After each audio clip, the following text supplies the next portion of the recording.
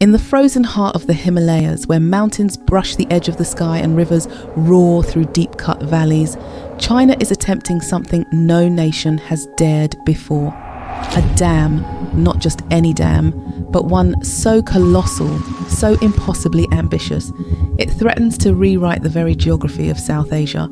This is the Motuo Dam, a $167 billion gamble that promises 3 times the energy of the mighty Three Gorges and yet teeters on the edge of catastrophe. For Beijing, it is a symbol of green ambition.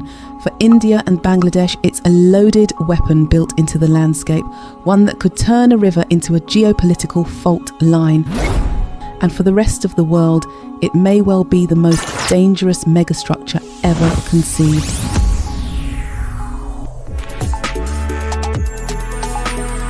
At a place known as the Great Bend, the Yarlung Tsangpo, Asia's highest altitude river, takes a sudden, dramatic turn around the Namcha Bawa, a remote Himalayan peak so shrouded in mystery that it was once called the Hidden Mountain by cartographers.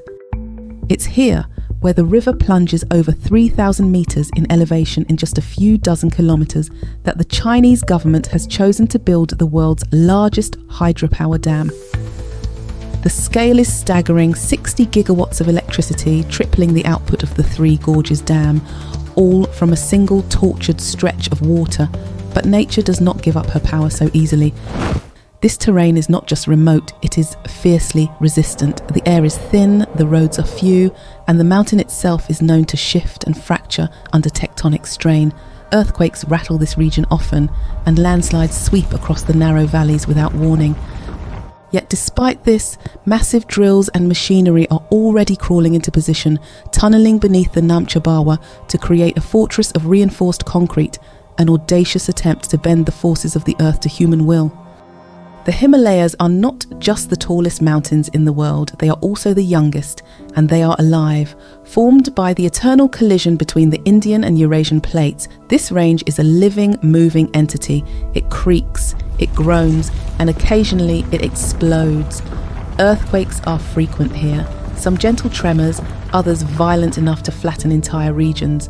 Landslides are sudden and devastating. The question then becomes, how do you build the world's largest dam on ground that cannot be trusted? Chinese engineers say they have the answer. The plan includes deep foundations, advanced seismic isolation systems, and an extensive network of tunnels designed to divert and manage stress. They speak of artificial intelligence systems monitoring structural health in real time, of new types of concrete that flex with movement rather than crack. But technology, as advanced as it may be, has never conquered tectonic unpredictability. No algorithm can fully predict when a fault will shift or how violently the earth beneath will rebel. And yet, it is not just the mountain that must be tamed. The weather itself is a relentless adversary. In the thin air of the Tibetan plateau, machinery breaks faster, labourers tire quicker, and storms descend without warning. Winds howl through unbuilt scaffolding. Glaciers creep slowly toward construction zones. This is not just an engineering project, it is a war against nature, waged one concrete slab at a time. The Motuo Dam may promise a future powered by clean energy, but it casts a long and ominous shadow over the fragile arteries of South Asia. This region is very, very important to all of South Asia, including China. So in that sense, it will not only affect, as we see in India and Bangladesh, but it also will affect Bhutan. It will also affect Tibet in a large way. And also it has the potential to affect a lot of other climatic kind of patterns in the region, overall region, which are transboundary in nature and do not limit themselves into nation states. Far beyond the Chinese border, the river it seeks to harness, known in Tibet as the Yarlung Tsangpo, transforms into the mighty Brahmaputra, a lifeline for more than 130 million people across India and Bangladesh. This river isn't just a waterway, it is the pulse of entire civilizations. It irrigates fields, breathes life into vast rice paddies, and carries with it the nutrient-rich silt that has made farming viable for generations in some of the world's most densely populated regions. And yet, With a single dam high in the mountains, that natural rhythm could be disrupted forever. Imagine this. Upstream, the water is held back, rerouted or rationed, not necessarily as an act of war, but as a consequence of necessity or perhaps strategy. Downstream, the effects would be almost immediate. Floodplains that depend on seasonal overflow could dry up. Silt that once replenished farmland could get trapped behind concrete walls. And in nations where agriculture is both livelihood and identity, that kind of change isn't a technical hiccup, it's a crisis.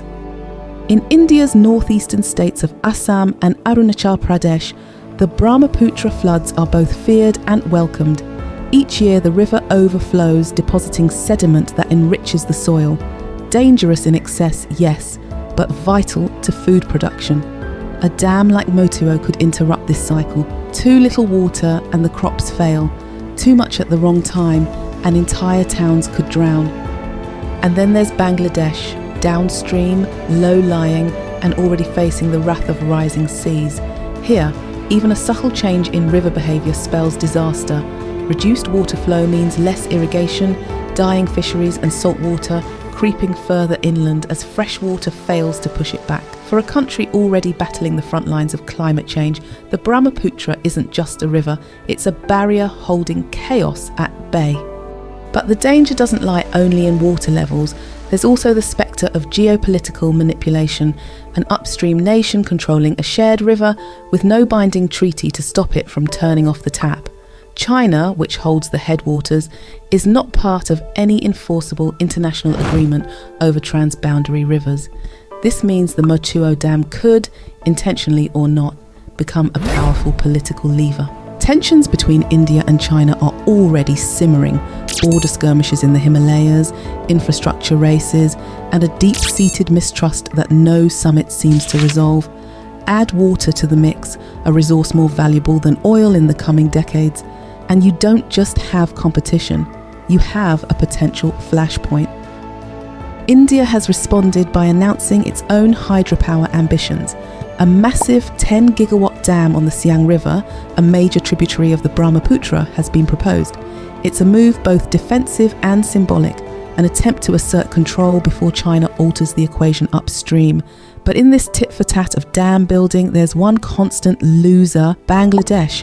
Caught between two giants with no real leverage and few allies, Bangladesh watches helplessly as its future is rewritten by decisions made far from its borders.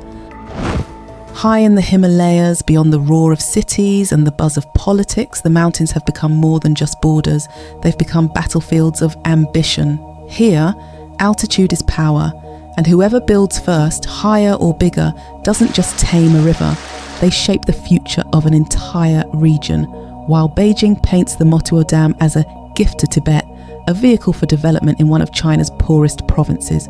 But critics see it differently. The electricity, they argue, won't light up villages nestled among the snow peaks. It will surge eastward to power the industrial cores of China's vast cities. Tibet's landscape, its rivers and mountains, are being harnessed not for local benefit, but for strategic control. This is not just a hydroelectric dam, it is a geopolitical instrument disguised as an energy project, one that offers Beijing not only clean power, but bargaining chips in future negotiations over water, territory, and diplomacy. And so, we're left with a question that echoes louder than the river's roar. Is this the future of clean energy, or a prelude to regional conflict? With an expected output of over 300 billion kilowatt-hours annually, the Motuo Dam could electrify nearly 8% of China. Yet, as French Senator Jacqueline Eustache-Bruno warns, its reach extends far beyond one nation.